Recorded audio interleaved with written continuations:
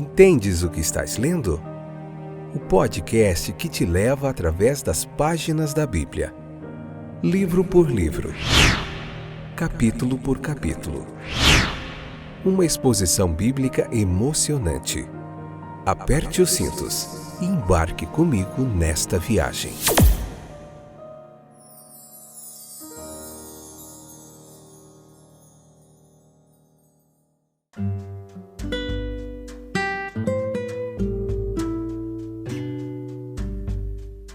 Olá, estou de volta com grande alegria para poder compartilhar com você mais uma preciosa porção da Palavra de Deus.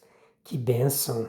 Olha só, estamos chegando no capítulo 24, o último capítulo do livro de Josué, o último capítulo dessa 11ª temporada, episódio de número 934, Josué capítulo 24, Parte 1. Joia demais, que bênção, que bom que você está aí. Você acompanhou todos os episódios? Espero que sim, senão vai lá, porque é bênção demais tudo aquilo que é compartilhado aqui da preciosa Palavra de Deus. Nós vamos ver hoje uma referência clara e objetiva ao culto público, Josué 24:1. Nós vemos que eles se apresentaram diante de Deus, servos eminentes de Deus, eles eram notáveis por sua preocupação com o curso dos eventos que provavelmente se seguiriam à sua morte. Perceba, quando eu partir, que o céu e a terra se unam. Observe as instruções dadas por Moisés em Deuteronômio 31, em Davi, em 1 Reis 2, em Paulo a Timóteo, em 2 Timóteo capítulo 4, versículo 1 a 8, Pedro, deixando a sua mensagem à igreja em 2 Pedro capítulo 1, versículo 12 ao 15, assim como Jesus Cristo olhava para o futuro, João 14, 17, Atos capítulo 1, versículo 3, e também aqui o fez o seu tipo, o tipo de Cristo Josué. Ele estava determinado a que o povo se dedicasse ao serviço do verdadeiro Deus. Se reuniões solenes e declarações pudessem alcançar esse objetivo. De qualquer forma, nada deveria faltar da parte dele. A reunião dos israelitas pode nos lembrar dos propósitos pelos quais nos reunimos a cada domingo ou outro dia qualquer, na igreja, na comunidade, na presença de Deus. Nós viemos apresentar-nos especialmente perante Deus, sempre na presença do Todo-Poderoso. É nessas ocasiões que nos aproximamos dele. Nós deixamos o mundo com suas preocupações, tentações, que fica temporariamente de fora, para ter uma comunhão mais direta com o nosso Pai Celestial. Nós aproximamos-nos para prestar-lhe a homenagem que lhe é devida. Nós devemos considerar a sua glória, não apenas a nossa satisfação individual. Eu te darei graças na grande congregação. É nosso privilégio também apresentar os nossos pedidos, implorar as bênçãos essenciais ao nosso bem-estar. Nós precisamos ouvir a palavra de Deus, nós temos os oráculos vivos, a revelação de Deus ao homem, e convém que lhe dediquemos uma reverente atenção nos negócios ou em casa. Outros assuntos podem distrair nossa atenção, mas na presença de Deus, nós podemos nos entregar inteiramente à voz mansa e delicada.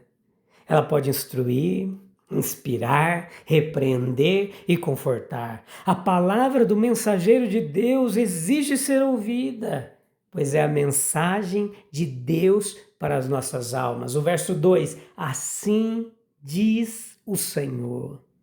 Josué, ele relembrou os tratos de Deus com seu povo, falando sobre o seu chamado, verso 2, a libertação da escravidão, verso 5, a orientação, verso 7, o auxílio na batalha, versos 9 ao 11, e posse de uma terra boa, verso 13. Tal narrativa é frutífera em sugestões, provoca gratidão, humildade, confiança. Conhecendo a Deus e as divindades dos povos à sua volta, cabia aos israelitas escolher deliberadamente a bandeira, sob a qual se alistariam dali em diante. Na casa de Deus, os cristãos são ensinados a se considerarem estrangeiros e peregrinos, como em busca de uma pátria melhor, como aqueles que estão do lado do Senhor. Se quiserem, podem voltar atrás e abandonar o Mestre a quem até então seguiram. Deve haver grandes exames do coração. Veja, deve haver um esboço do futuro. A religião cristã ela não se limita à estreita região das circunstâncias presentes. Ela olha para o futuro distante, não desejando que ninguém dê um salto no escuro, mas sim que pondere com calma as respectivas consequências dependentes das ações de hoje. Ninguém que tenha experimentado a tendência das ocupações terrenas de absorver, de cativar o interesse, negará a vantagem que advém das contemplações tranquilas do santuário, onde é possível calcular corretamente longe da agitação da cidade, onde nas asas do Espírito nós elevamos-nos a uma altitude que diminui os mais elevados objetivos da ambição mundana e aproxima o céu e suas glórias de nossa visão. Outra coisa que o texto nos ensina é a reconsagrar-nos ao serviço de Deus. Permanecermos as mesmas pessoas e ainda assim nós estamos em constante mudança. Como as partículas do corpo, as nossas opiniões, as nossas afeições, etc., estão num fluxo incessante, numa mudança constante. Dedicar-nos novamente não é um trabalho vão. Isso ilumina a inscrição Santidade ao Senhor, que o tempo tende a apagar. Não há ainda alguns ídolos em nossas casas, em nossos corações, em nossas vidas. Algumas más propensões que cultivamos e que uma exortação pode nos levar a refrear. Para celebrar a festa, nós precisamos lançar o fermento velho fora. O homem se torna melhor ao entrar em contato com um ser santo como Jesus. Nesse contraste será reveladas as imperfeições e vai ser despertado e aguçado os bons desejos. Lembremos-nos de Cristo, que entrou como nosso precursor no Santíssimo Lugar. E em seu nome nós podemos ousadamente nos aproximar do trono da graça de Deus. Veja, alguns não gostam dos serviços do santuário, porque falam da necessidade de purificação para comparecer perante o Todo-Poderoso. Então os homens preferem afastar pensamentos sombrios e sufocar a consciência de que algo não está bem em seu interior. Nós somos aconselhados a fazer as pazes com Deus agora, a buscá-lo enquanto pode ser encontrado, revestidos do atributo da misericórdia. Em vez de esperar pelo terrível dia em que todos teremos que comparecer perante o tribunal de Cristo, quando será inútil implorar a rochas e montanhas que nos escondam da presença daquele que se assenta no trono. Contemplem-no agora, não como um juiz desejoso de condenar, mas como um pai que elaborou meios pelos quais os seus filhos pródigos possam ser chamados de volta, que espera o retorno do filho pródigo, sim, que o avistará de longe e se apressará em encontrá-lo com amor. No texto é apresentada a renovação da aliança. Josué reuniu todas as tribos em Siquém, convocou os anciãos de Israel, seus chefes, seus juízes, e seus oficiais, e eles se apresentaram diante de Deus. Então Josué disse ao povo: vocês são testemunhas contra si mesmos de que escolheram o Senhor para servi-lo. E eles responderam: somos testemunhas. E assim Josué ele fez uma aliança com o povo naquele dia. Há poucos episódios tão belos no Antigo Testamento, ou mais belos do que esse, do que essa renovação da aliança entre Deus e o seu povo. No momento em que entravam na posse da terra prometida, na véspera da morte de Josué, parece-nos um modelo admirável da aliança que deve ser constantemente renovada entre as sucessivas gerações do povo de Deus em todas as épocas.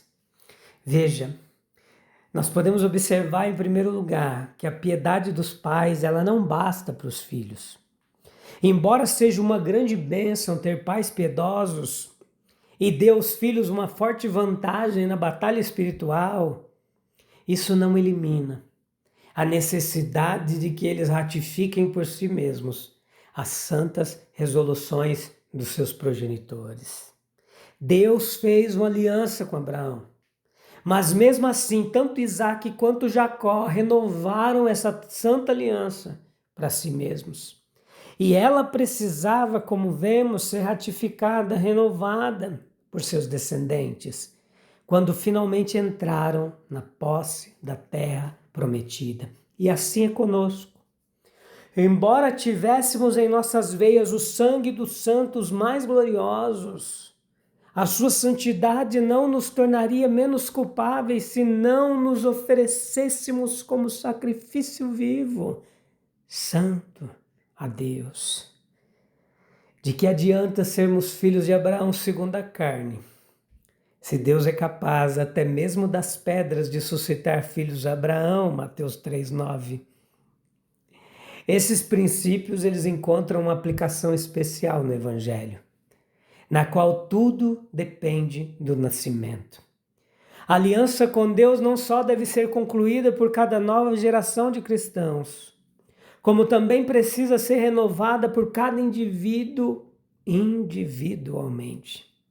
Eles se apresentaram diante de Deus, disse nesse dia solene, e é diante dele, em sua presença, que se deve prestar o grande penhor que marca nossa entrada em sua aliança de graça.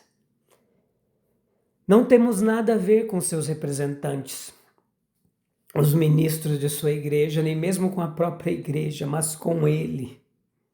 Elevemo-nos acima de tudo que é humano e entremos na própria presença de Deus quando nos entregarmos a ele e ao seu serviço.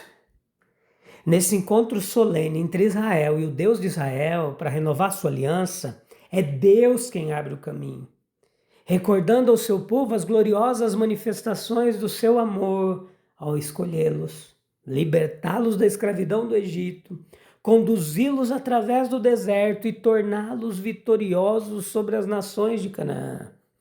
Tudo é fruto da sua misericórdia. A sua graça gratuita é a base da reconciliação. É o ofendido que dá o primeiro passo. Ele nos amou primeiro, diz João, 1 João 4,18. Por outro lado, a graça não anula a liberdade humana. Deus propõe, Deus convida, Deus suplica, e em sua própria súplica há uma virtude que nos capacita a responder-lhe. Mas devemos responder, devemos decidir por nós mesmos. Deve ser um ato nosso livre. A questão é colocada de forma categórica ao povo de Israel. Se vos parece mal servir ao Senhor, escolhei hoje a quem servais, verso 15. O povo respondeu: longe de nós abandonarmos o Senhor para servir a outros deuses.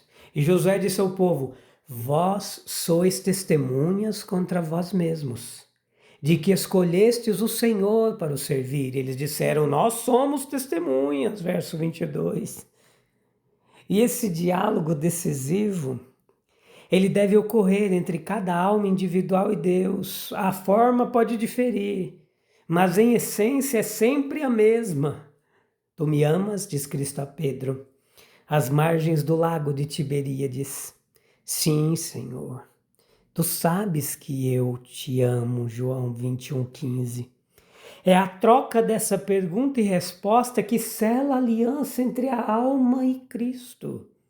Ai daqueles que abandonam o bom caminho depois de o terem escolhido. Pois se pecarmos voluntariamente depois de termos recebido o conhecimento da verdade, já não resta mais sacrifício pelos pecados, mas uma terrível expectativa de juízo. Hebreus 10, 26 ao 27. Pois, se continuarmos a pecar de propósito, depois de conhecer a verdade, já não há mais sacrifício que possa tirar os nossos pecados. O 27 diz assim em Hebreus 11. Hebreus 10, desculpe. Pelo contrário, resta apenas o medo do que acontecerá. Medo do julgamento e do fogo violento que destruirá os que são contra Deus. O culto público, ele não é apenas um encontro religioso, mas um momento decisivo de consciência, onde nos colocamos diante de Deus, ouvimos sua voz, renovamos nossa aliança com Ele de forma pessoal e responsável. Assim como no livro de Josué, capítulo 24, que a gente está refletindo, nós somos chamados não apenas a lembrar do que Deus fez, mas a escolher hoje a quem serviremos. Falta a parte 2, a parte 3, a parte 4, mais 3 episódios desse capítulo 24 para a gente encerrar essa temporada e começar a meditar no livro de Romanos. Vai ser joia demais, tá bom? Reflita comigo, se hoje você se apresenta diante de Deus, qual tem sido sua escolha diária? Sua fé herdada ou verdadeiramente assumida diante dele?